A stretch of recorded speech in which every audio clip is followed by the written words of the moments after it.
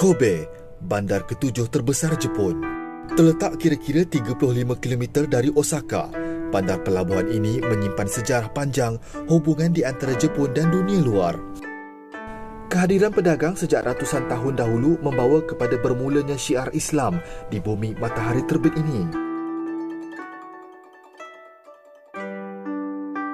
Kini, bilangan Muslim di Jepun mencapai 300,000 orang. Jumlah penduduk Muslim yang ramai di bandar Kobe membawa kepada pembukaan pelbagai restoran halal dan fasiliti mesra Muslim di sini. Daging Wagyu paling berkualiti berasal dari Kobe. Selaras dengan kempen Biro Pelancongan Kobe untuk menjadikan bandar ini mesra Muslim, pelancong dari negara Islam kini boleh menikmati daging Wagyu halal di restoran terpilih. Naoyuki Kitada antara chef yang bertanggungjawab menyediakan hidangan daging Kobe halal.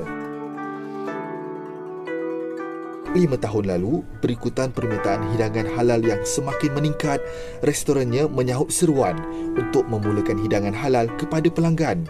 Penyediaan makanan juga dibuat secara berasingan bagi memastikan kesucian makanan.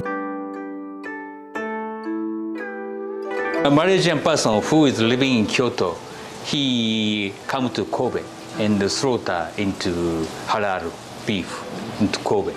And only with halal material, halal soy sauce, halal oil, and only halal cooking. It is electricity steel plate, completely separate, exclusive for halal.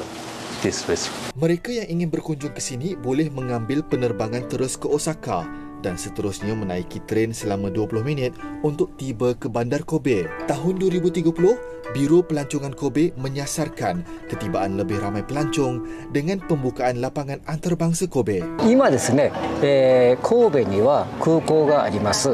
で、これドメスティック空港なので、その空港を我々は国際空港にしようとしています。